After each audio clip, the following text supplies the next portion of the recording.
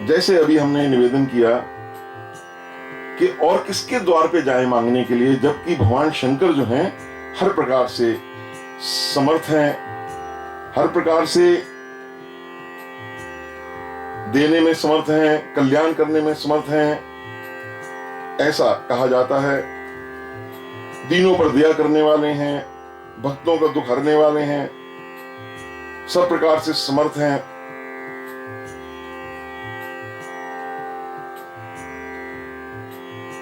तो अगर मांगना है, वैसे तो मांगना नहीं चाहिए भक्त को, अगर मांगना है तो इन्हीं से मांगो, तो दूसरे के द्वार पे जाना, क्योंकि इनसे शीघ्र प्रसन्न करने वाला भगवान शंकर से कोई नहीं, दूसरा नहीं है। और श्री राम के चरणों में तुलसीदास जी का तो एक ध्येय है, वो अभी जितनी आप देव वंदना श्री विनय पात्रिका में आप सुनेंगे, पहले आपने गणेश जी की वंदना सुनी, वहां भी उन्होंने मांगा, मांगत तुलसीदास कर जोरे, बसहु राम सिय मानस मोरे। सूर्य स्तुति में भी यही मांगा, आगे भी यही बार बार वो तुलसीदास जी का एकमात्र जो उनका मंतव्य है, गंतव्य है, वो श्री रामचंद्र के चरणों में प्रेम ही मांग रहे हैं। और उसको देने में भगवान शंकर जी जैसा तो कोई दूसरा है नहीं, आगे भी यही मांगेंगे, को जाचिए। अब मांगने का कारण मांगते हैं कि इनसे ना मांगकर अगर औरों से मांगोगे तो आपका पेट कभी भरेगा नहीं, आप पूर्ण नहीं होगे। अब वो दीन दयाल, यहां उन्होंने शब्द कहा, दीन दयाल भगत आरती हर सब प्रकार। अब दीन दयाल कैसे हैं, दीनों पर कैसे दया करते हैं, उसका आगे वो बताएंगे आपको।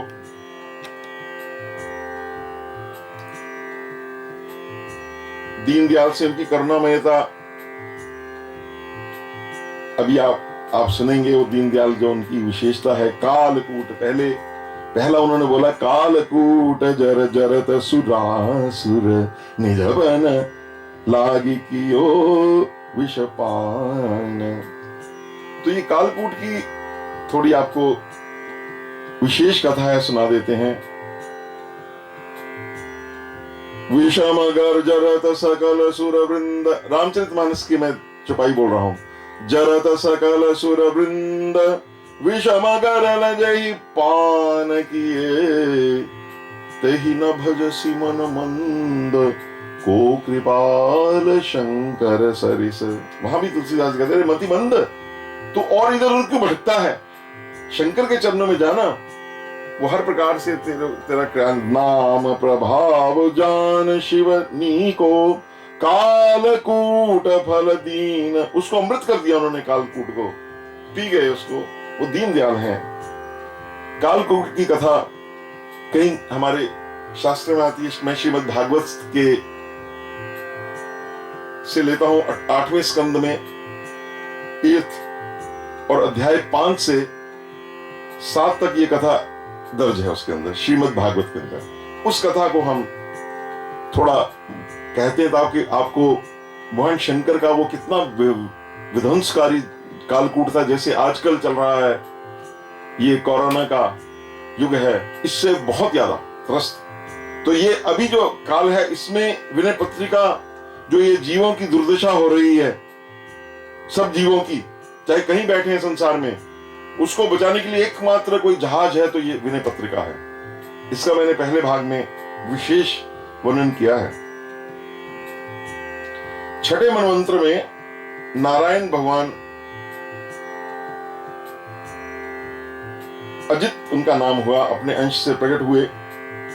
देवासुर संग्राम में दैत्यों ने देवताओं का विनाश कर दिया। उस समय देवता अमृत धारी नहीं थे, अमृत उन पान नहीं किया था। वो देवता जो जिनको अमर कहा जाता है, वो अमर नहीं थे। अब ये विनाश चल रहा था, उसी समय दुर्वासा ऋषि को भगवान विष्णु ने एक माला प्रसाद दिया था। उन्होंने इंद्र को दिया, एरावत पर रणभूमि में दिया। इंद्र के जो प्रसाद था हाथी के मस्तक पर रख दिया, वो मस्तक से गिर पड़ नीचे गिर गया।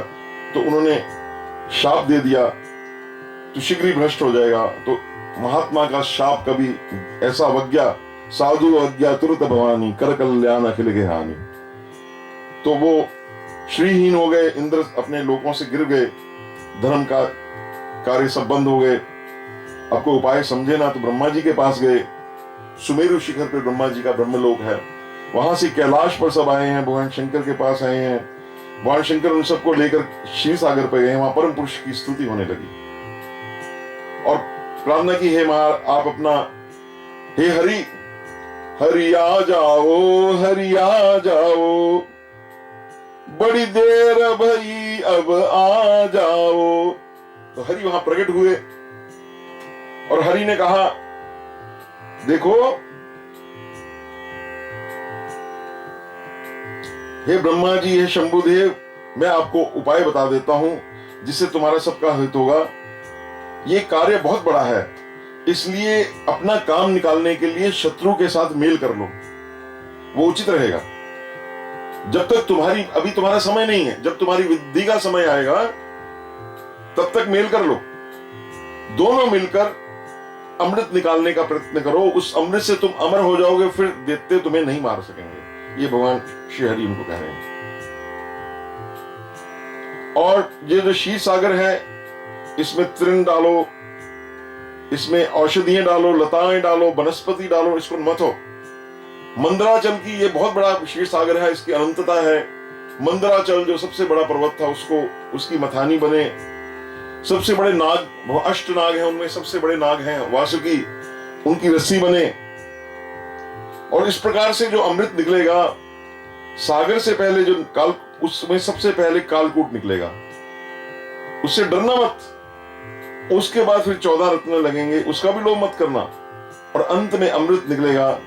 वो अमृत जब निकलेगा तो फिर मैं उस समय उपाय बताऊंगा। अब ये सब सुन के, उस समय राजा बलि का राज्य था, दैत्य थे। राजा बलि बड़े धर्मात्मा थे, उनसे बात करी कि ऐसे अमृत निकालते हैं, दोनों उसको बांट के पी लेंगे। उनको अच्छी लगी दैत्यराज को ये कि अच्छी बात है, कौन अमर नहीं होना चाहता। ये एम्ब्रोसिया काफी जो भी लोग हैं पीना चाहते हैं, चाहे ईस्ट के हो चाहे वेस्ट के हो। आज अमृत मिल जाए तो अपना सारा सर्वस्व निछावर कर देंगे कहीं से अमृत प्राप्त हो जाए। ऐसी वैक्सीन, अमृत वाली वैक्सीन ढूंढने के लिए हर कोई प्रयत्नशील है। तो दानव, दैत्य और देवगण तीनों ये सब मिलकर मंदराचल के पास गए, उसको खाड़ कर ले आए। वो इतना भारी पर्वत था, वो नीचे रास्ते में गिर गया, बहुत से तो उसके नीचे कुचल कर मर गए। फिर भगवान ने देखा कि ये तो पस्त हो गए हैं, ये मंदराचल को उठा नहीं पाएंगे, तो भगवान ने अपने श्री गरुड़ को भेजकर भगवान उसको मंदराचल को, आप सोचिए कितने बड़े वो गरुड़ हैं। ये दिव्यता है महाराज, ये हमारा सनातन धर्म संस्कृति है। भगवान ने एक हाथ से उस पर्वत को उतारे, जिन्होंने एक उंगली से, वो गिरिधर वही है गिरिधर, एक अंगुली से, एक छोटी इस उंगली से जिन्होंने श्री गिरिधर हटाया, उन्होंने वो मंदराचल को हाथ उठाकर गरुड़ पे रखा और क्षीर सागर पहुंचा दिया। और वासुकी को भी वो कहा, भैया आपको भी थोड़ा अमृत मिलेगा। वासुकी भी तैयार हो गए। अब भगवान ने कहा, ये मंदराचल तो हिलेगा, जब कोई भी चीज से मंथन होता है तो वो वस्तु हिलेगी, तो ये फिर ना गिर पड़े। तो भगवान ने कहा, मैं आपकी सहायता करूंगा। तो एक रूप से भगवान कच्छप बनकर उसके नीचे, बोल कच्छपावतार की जय, भगवान कछुआ बनकर उसके नीचे विराज में गए। अब बहुत मथने पर जब अमृत न निकला तो भगवान संयम कहते मथने लगे। तो सबसे पहले वो हलाहल विष, जिसको कालकूट विष कहते हैं, वो निकला। अब वो विष त्रस्त करने लगा, सब उसकी ज्वाला से रहे, ये क्या, भागने लगे। भगवान विष्णु भी वहां से अंतर ध्यान हो गए। अब भगवान का इशारा पाकर सब मृत्युंजय भगवान शिव की शरण में गए कि सबने कहा वही बचा सकते हैं। भगवान शिव उस समय समाधि में बैठे थे, ऐसा कहते हैं। मां पार्वती ने कृपा की और भगवान शिव ने कहा कि से देवताओं ने कहा, पहली वस्तु पर आपका हिस्सा है, अग्र पूजा को आप ग्रहण कीजिए। भगवान हंसने लगे और उन्होंने सती जी से बोला कि ये प्रजापति महान संकट में है, ये श्रीमद् भागवत से मैं आपको बता रहा हूं। उसका देखकर सती जी बोले कि इनकी प्राणों की रक्षा करना हमारा कर्तव्य है, मैं इस विषय को पी लूंगा। इससे इनका कल्याण होगा। तस्मादिदम भुंजे प्रज्ञानाम सरस्तु में। 8वां भागवत का अध्याय, 8वां स्कंद, 7वां अध्याय, 40वां श्लोक। भगवान ने कहा बिल्कुल इच्छा में, हमारे ये बच्चे हैं, सब इनको बचाना चाहिए। तो शिव जी ने इस मौके पर श्री राम नाम अखिलम मंत्र बीजम संजीवनम चेत उद्धय प्रविष्टम हालाहलम वा, वो हिलता हिल के पैदा, इसलिए उसका नाम ही हलाल विष था। वा प्रलया अनलम, जो प्रलय की जैसे लगता है प्रलय आ जाए। वा मृत्योर मुखम वा विशतम कुतो भयम, भगवान शंकर उसको पी गए और उनका नाम नीलकंठ पड़ गया, क्योंकि भगवान उस समय सबने कहा, ये श्री नंदीश्वर जी कह रहे हैं कि श्री राम के नाम के परम महत्व से शिव जी ने हलाल का पान कर लिया।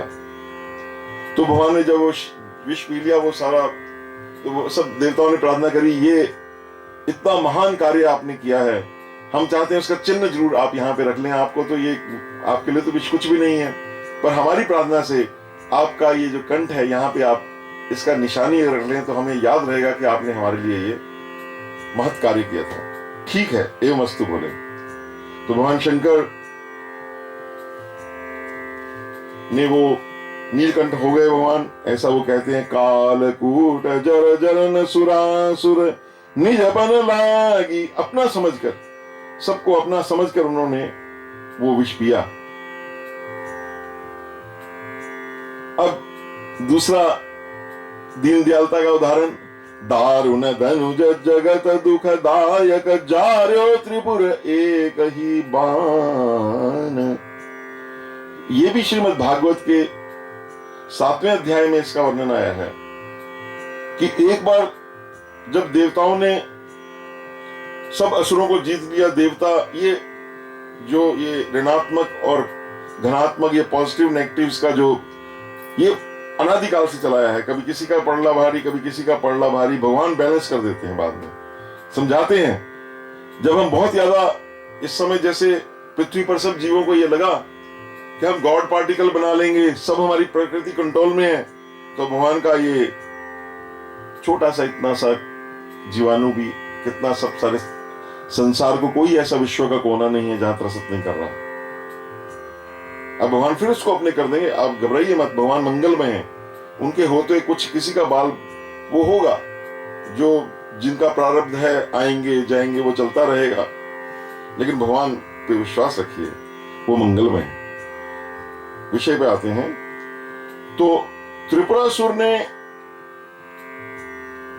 वो जो मय दानव के पास सब जब शत्रु गए, जब वो सब उनके देवताओं के शत्रु असुर गए, तो उन्होंने अपनी उनके पास भी अचिंत्य शक्ति भगवान की दी हुई है। 3 विमान बनाए, एक लोहे का था, एक सोने का था, एक चांदी का था।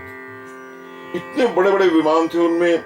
वो विमानों का कहाँ जाना है, क्या है, वो विमान जैसे आप समझिए आजकल के ये जो राफेल हैं इससे भी ऊपर, किसी की पकड़ में नहीं आने वाले। ये राफेल तो वो तो अंतरिक्ष में सर्वत्र अपार कहीं भी जा सकते थे, विमान के आकार के थे।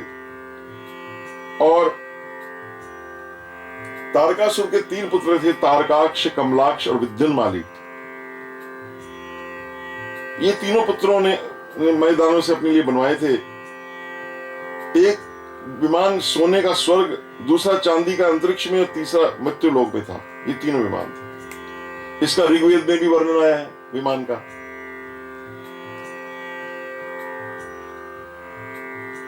और असुरों ने वो जो ये तीनों के बीच में एक अमृत कुंड बना।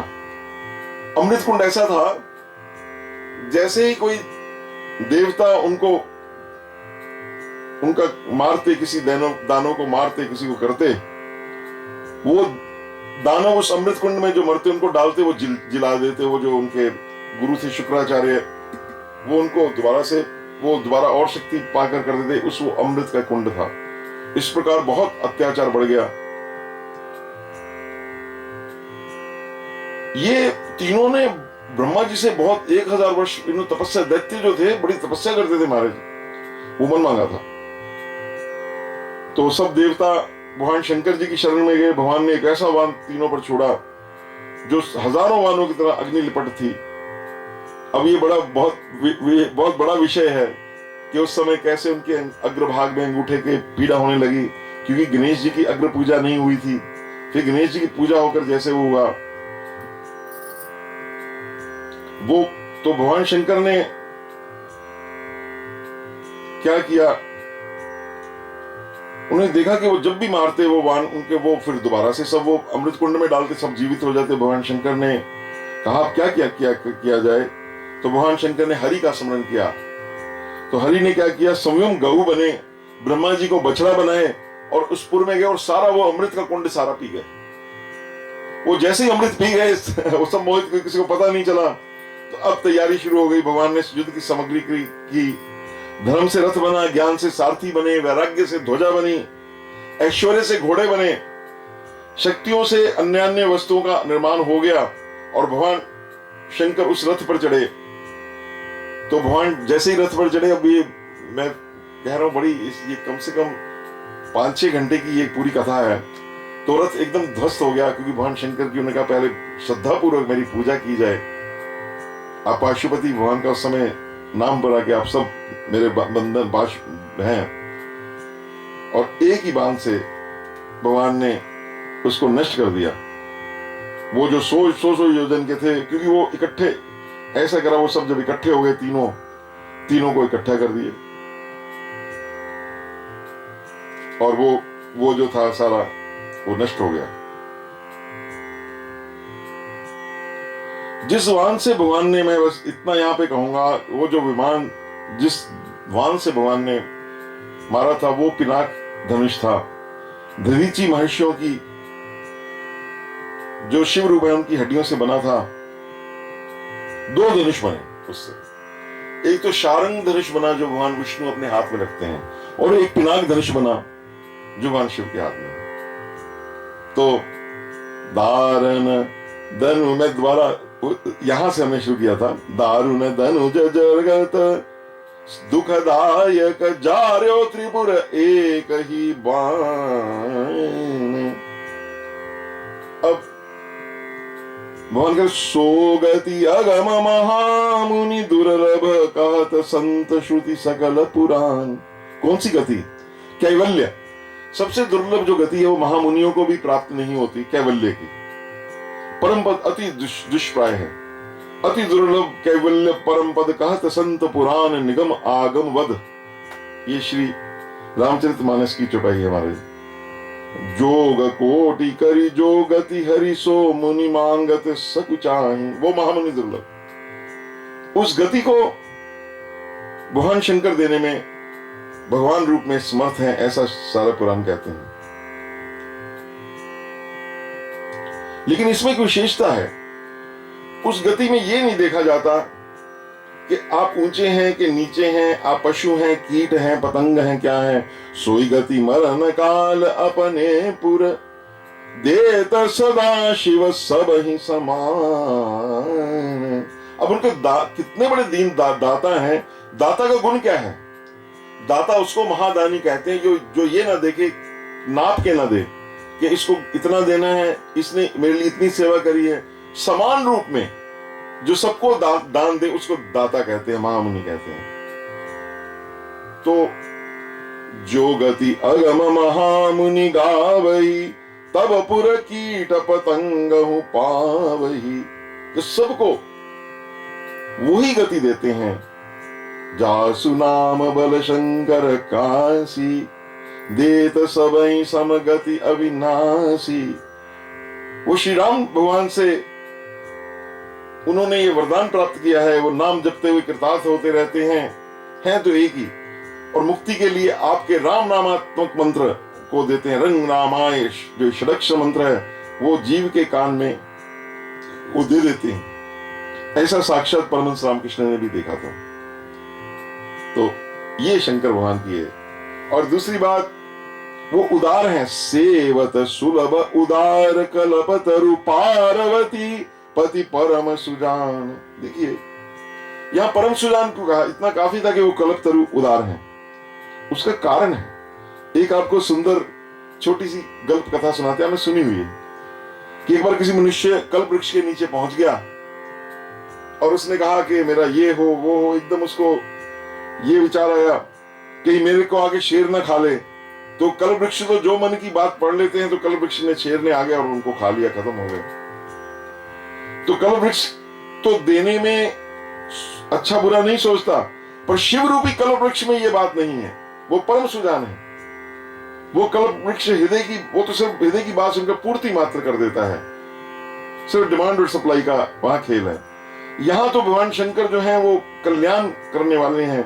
वो देखते हैं कि इसका कल्याण किसमें निश्चित है। तो पार्वती पति, और पार्वती पति कौन है?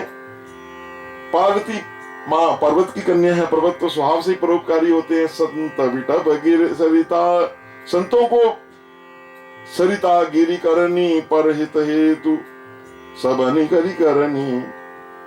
और माँ ने तो वो तो है ही परोपकारिणी कथा, जो सकल लोक हितकारी, सोई पूछन च शैल कुमारी।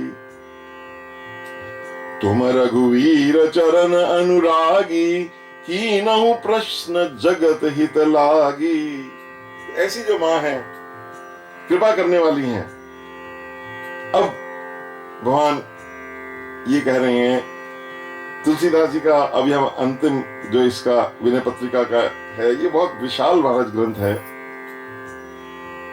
वो तुलसीदास जी मांग रहे हैं देहु काम रिपु। आप काम, सबसे जीव के हमारे जो पंचम पुरुषार्थ है भगवान का, अर्थ धर्म काम मोक्ष, ये तो प्राप्त, लेकिन पंचम पुरुषार्थ जो प्रेम है, उसको प्राप्त करने के लिए सबसे कामनाओं की, इच्छाओं की समाप्ति होनी बहुत जरूरी है भैया। जब तक आपकी हर एक कामना समाप्त नहीं होगी, आप पंचम पुरुषार्थ भगवान के निष्केवल प्राम को प्राप्त नहीं कर नहीं सकते।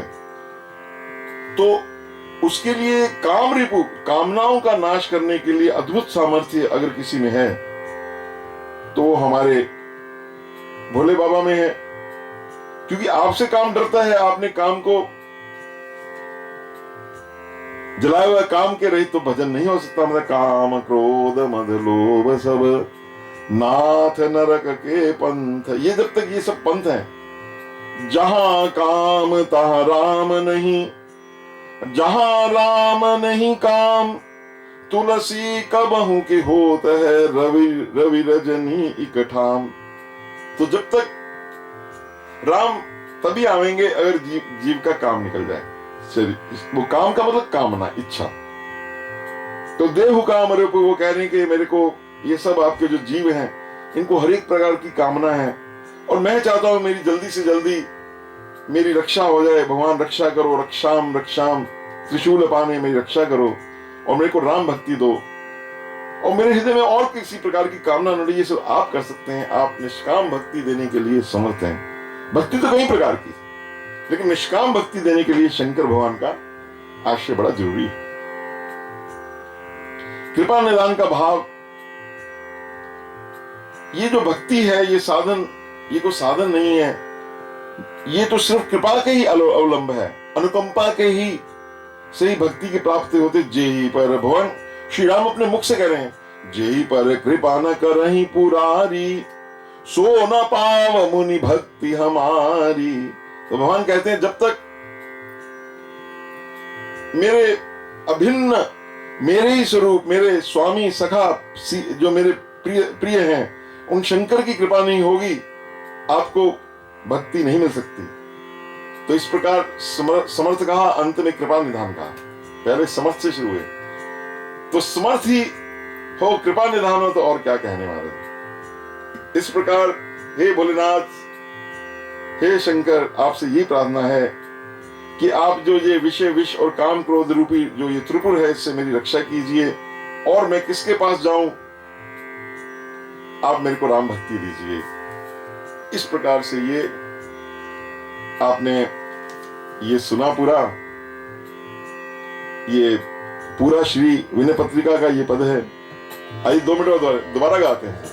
को जांचिए शंभु तजी आन को जांचिए।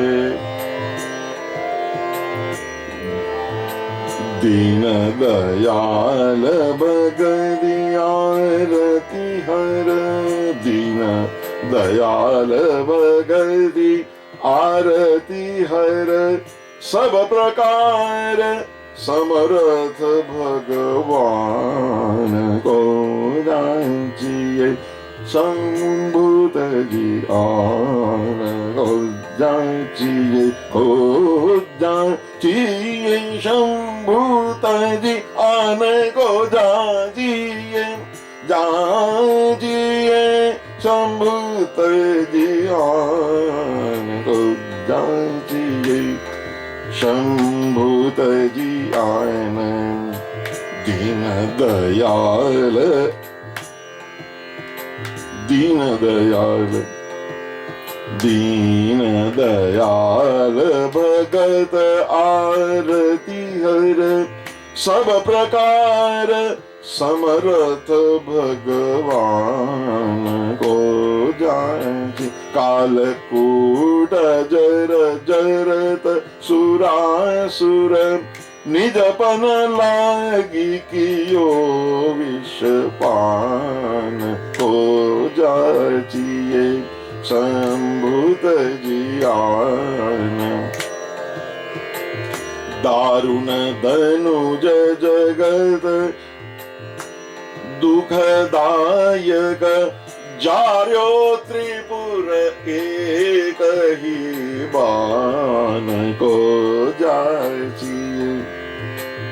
जो गति अगम महामुनि दुर्लभ, कहत संत श्रुति सकल पुराण, सोई गति शरण सोई गति मरण काल, अपने पुर देत सदा शिव सब ही समान को जांचिए।